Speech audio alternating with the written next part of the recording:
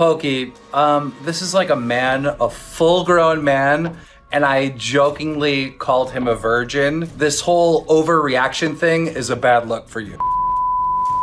I'm not gonna lie, I laughed pretty hard at the ending of your video because you say that I'm overreacting, yet you called me a fraud just for asking you to be nicer to other people's fans. Who's really overreacting in that situation? What if I told you that on Twitch, there are two sets of rules, one for everyone else and one for Pokimane? For years, viewers have whispered about favoritism, but whispers turned into outrage when, time and time again, Makes me think you're not legitimate. You're not a real person. You're a fraud. You're fake. Pokimane walked away from controversies that would have obliterated any other streamer's career. I'm so sorry that it takes you so much time to go to the top clips on Fortnite and then just right click and save all of them as, and then just like put them all into Premiere and then just like export it. I'm so sorry. DMCA abuse, NSFW content on stream, mocking banned terms, targeting sponsors, even dodging bans while others were being nuked left and right. And somehow, Twitch always gave her a pass. I have no clue how someone who was already harassing me on Twitter for like a week got partnered on Twitch. And then during their first stream continued to do that for like an hour and then got a 2-week suspension. Like, is that really the kind of partners you want, Twitch? I don't understand. Coincidence? Not quite. Because behind the scenes, leaked documents, exposed employees, and lopsided bans all reveal one ugly truth. Twitch isn't just protecting Pokimane, it's bending its own rules to shield her. This is the story of how Twitch moderators twist the rules to protect their golden girl. And it's a story they really don't want you to hear. It started with a copyright strike, but not the kind Twitch usually deals with. This one happened on YouTube, and it was Pokimane who pulled the trigger. Back in 2018, a smaller YouTuber named BoBlax uploaded a simple compilation video. No hate speech, no wild accusations, just a timeline of Pokimane's tweets and clips during her feud with Keemstar. I made a Twitter compilation of the fight Pokey and Keemstar had. But that was enough for Pokimane to issue a DMCA strike and try to wipe the video off the platform. Let that sink in. A streamer known for watching other people's videos struck down someone else's video for including her content. The internet saw right through it. PewDiePie even called her out, gently, but firmly, pointing out the blatant hypocrisy. PewDiePie actually hit the nail right on the head. So in a way, I can understand why you want to take down this video. But again, PewDiePie was in the right by saying, But the problem here is that you're just drawing more attention to it. trying to like hide all that drama only ended up bringing more attention to it. Again, in the moment, I was just doing that because I thought it was something that would calm down all the drama. Pokimane's entire content style revolves around reacting to others. But when someone uses her clips, suddenly it's against the rules. And here's where it gets interesting. Twitch did nothing. Technically, the strike was on YouTube, so it didn't violate Twitch's own terms of service. But imagine for a second that a mid-tier streamer had done the same thing. Twitch has indirectly penalized creators before for off-platform behavior. But for Pokimane, no suspension, no warning, just silence. This was the first red flag. A major Twitch partner abusing another platform's system to silence criticism, and Twitch looked the other way. It didn't have to, but it did. And that wasn't the last time Pokimane tried to silence someone who dared to speak out. Fast forward to May 2020. Pokimane is doing a casual just chatting stream, clicking through a Google Doc of viewer-submitted links. Harmless, right? Until she accidentally opens a link that flashes a pornographic video live on Twitch to thousands of viewers. Wait, we saw this, right? It lasted less than a second. She panicked, ended the stream, deleted the VOD, and called it an accident. But here's the part that blew up the internet. Twitch didn't ban her. Not for a day. Not for an hour. Nothing. Just a friendly little warning. Meanwhile, other streamers, Forsen XQC, Alinity, had been banned for less. Forsen got hit with a 1-month suspension just for opening a meme that ended with an explicit image. Bro, what the f, man? XQC? A temporary ban for accidentally showing an animal mating clip. Stop being so mad!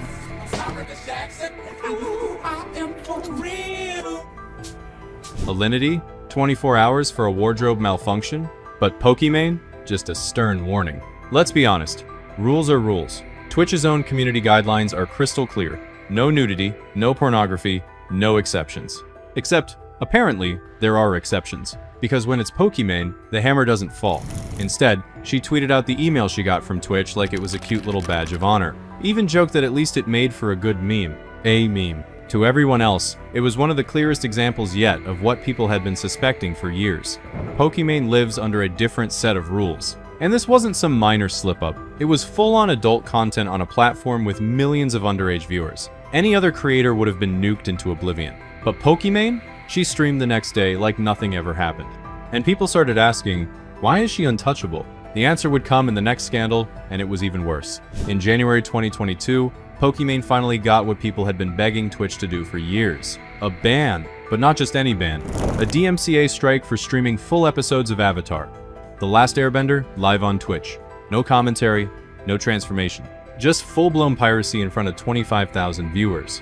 And just when people started to think justice was finally being served, Twitch handed her a 48-hour ban. Yes, 2 days. That's not a punishment. That's a long weekend. Smaller creators have had their entire channels deleted for DMCA violations. Some don't even get a warning before they're wiped off the platform. But Pokimane, she got what fans sarcastically called a mini vacation. No revenue lost, no momentum killed, and when she came back, her viewer count was even higher. But this wasn't just any DMCA incident. It was karmic. Because back in 2018, Pokimane tried to destroy a smaller creator, Boblax, by abusing copyright to silence a critical video. She issued a takedown against him for a harmless recap of her own public tweets and clips. It was pure censorship, and the internet never forgot. So when Pokimane got hit for doing the exact same thing, using content she didn't own, Boblax was ecstatic. He tweeted, "It's come full circle, boys." The hypocrisy was too loud to ignore. She used copyright to suppress critics, then turned around and violated copyright herself, and still got a slap on the wrist. And when she returned to streaming, she didn't address the bigger issue. She didn't reflect. She joked about it, calling the ban inevitable, like it was part of the game. But to many creators and fans watching, it wasn't funny. It was proof.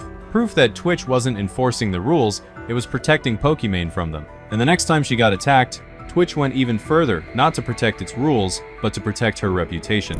Just days after the DMCA slap on the wrist, a new controversy exploded. This time, Pokimane wasn't the rule breaker.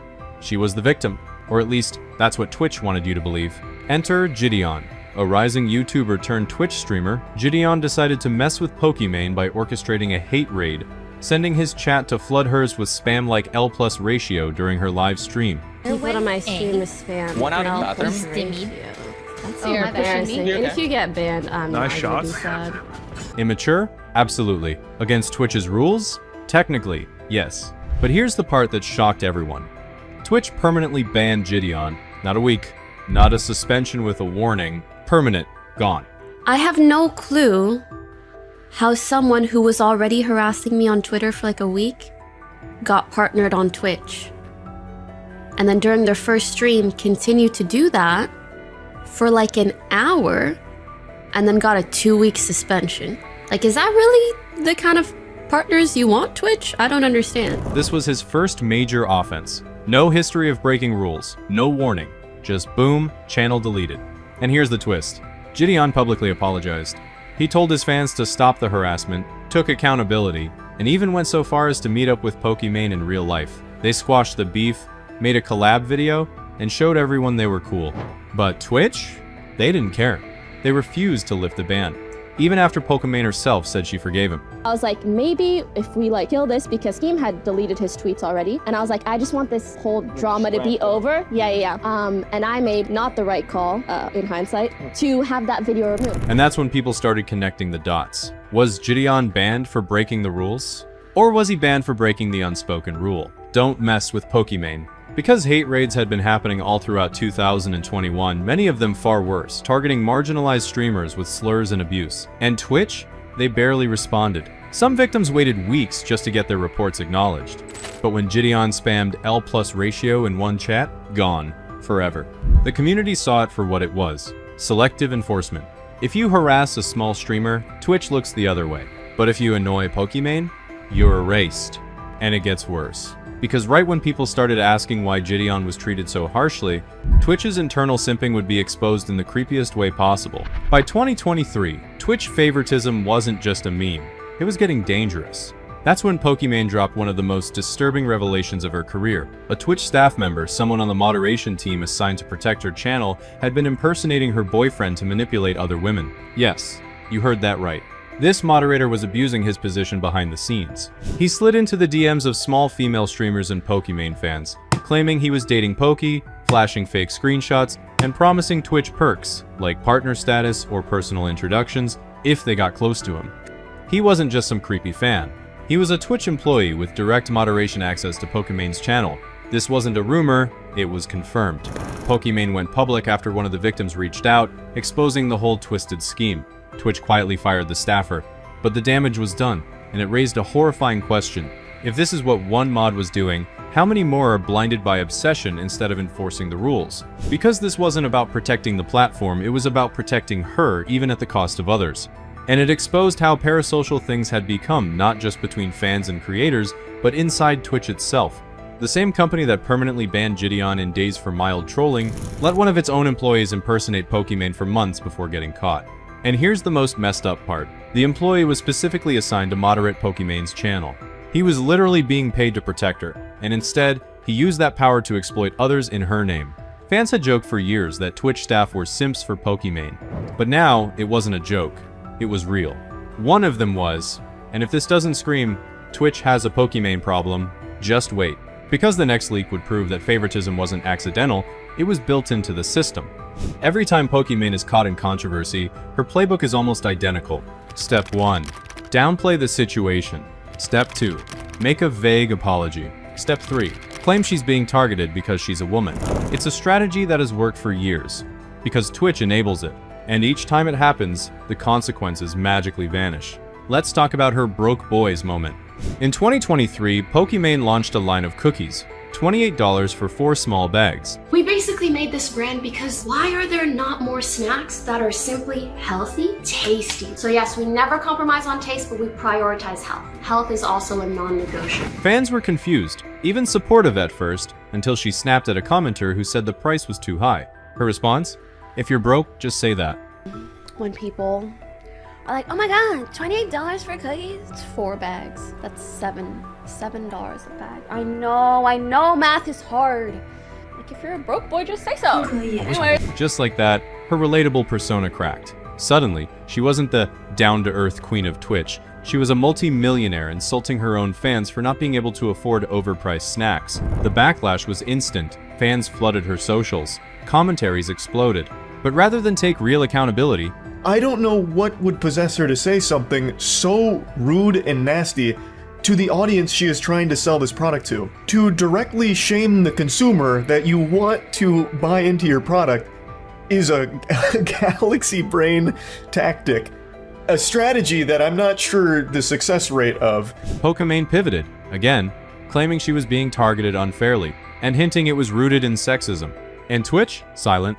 This is a pattern. When she lied about not having a boyfriend, only for fans to later find out she was hiding a relationship to maintain the illusion of availability, she dismissed the criticism as parasocial behavior. When she attacked another streamer's sponsors, leading to lost brand deals, she later claimed she was just standing up to toxicity.